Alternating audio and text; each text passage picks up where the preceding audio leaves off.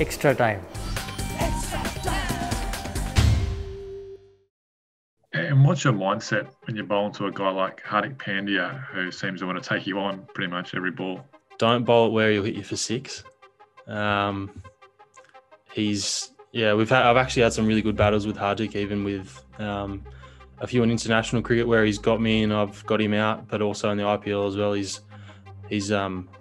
He's such a good player of spin. His ability to hit it out of the park is probably, I can't think of other than guys like Pollard and Gayle, the big strong West Indian guys that will miss hit it for six. This guy's like the cleanest hitter of spin bowling that I've probably bowled to. Are there areas that you think both teams could improve on? Did you sort of see places where it did get a bit out of hand tonight? It's really hard to put a finger on. I think probably a combination of, like, you kind of saw how sloppy both sides were in the field. Probably had a lot to do with the intensity, and like it does take a long while to get back into the swing of things, particularly with ODI cricket.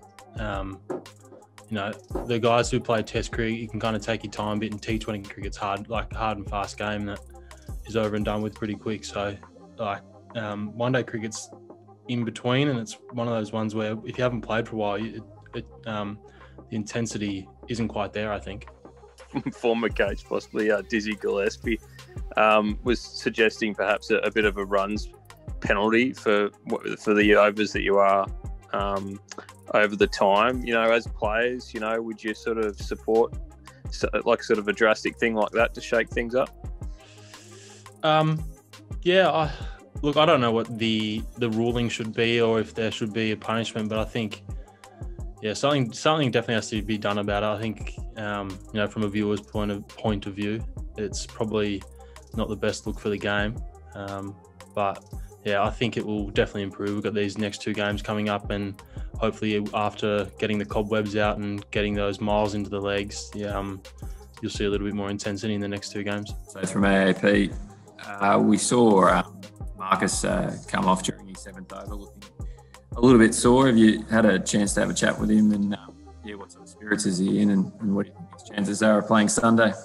I just saw him then. I asked how he did get scans. I asked him how they went, and he said that he won't find out until tomorrow. So,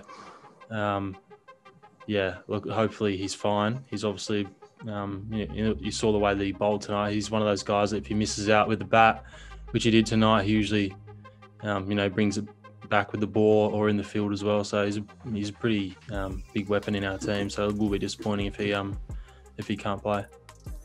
Is the sense from him it's fairly minor? Like, even if he does miss on Sunday, that hopefully won't be a long time out of action.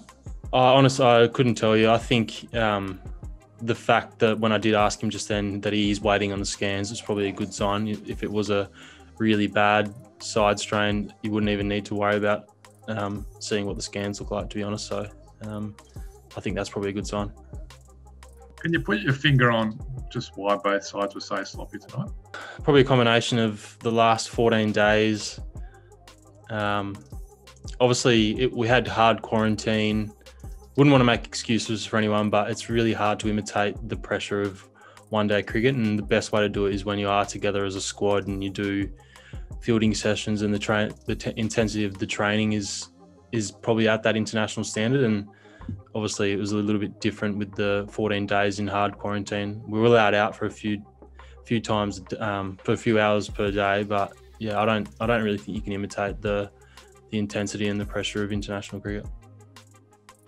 And last one, I know nobody wants to drop a catch, but what was going through your mind when you put down Virat early on? Yeah, it's a difficult one. No one really wants to drop a catch. It's literally the worst feeling in the world, particularly on the cricket field. So, obviously each run you feel it a little bit after that. But I guess from my point of view, I just felt like, I dropped it, but I was pretty keen to try and make amends with the ball. Unfortunately, I didn't end up having to bowl to him. But it's one of those things. I think you've got to try and want that next catch to come to you, and also want the ball and try and get the wicket as well.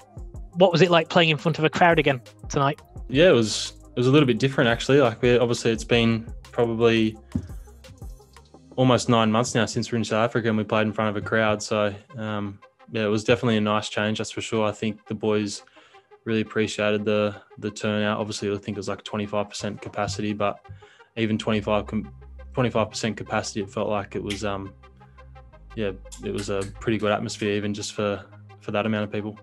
And you mentioned in your previous answer about how it's been quite tricky in the quarantine and the training, but how have you felt in your rhythm? You seem to land pretty well tonight. You didn't have a lot of game time at the IPL. Have you felt pretty good in the lead-in? Yeah, I think, my bowling's at the stage where I'm really confident in my game, confident in my bowling action. I only have to tinker with a few things here and there, but, I've played enough now to understand what I need to do, what preparation I need to do, and how to get the best out of myself. So yeah, I think it's just, I'll probably put it down to that. Batsmen just don't seem to use their feet too much. They don't jump out of the crease. Do you just put it down to the length you bowl or the dip you get on the ball? No, I think, I'll probably bowl that pace where I try and get people to play back, but to be honest with you, there's not really that many players that use their feet anymore. It's obviously, a couple of guys did today to Chahal, where he does bowl that slower pace. But yeah, I think, most guys tend to hang in their crease these days, and they're strong enough and powerful enough to hit the sixes from there. So sorry, is it just then about deception in pace or just length? Even you spoke about Hardik Pandya earlier, where he's just lining you up. Yeah, as I said, he's one of the hardest blokes to bowl to in international cricket, and he actually hangs back. So it depends on people's swings and where they get their power from. I think that gets the most out of them. Like you saw, Shikha tonight tried to put me off my length by coming down the wicket here and there, but it depends on the type of batsman you are. I think, someone like Shikha has to try and put you off your length, but someone like Hardik, he can hit the ball off the back foot, off the top of the stumps, basically. So it's different for each batsman. Hit the subscribe option and the bell icon to get all the exclusive sports videos on Extra Time.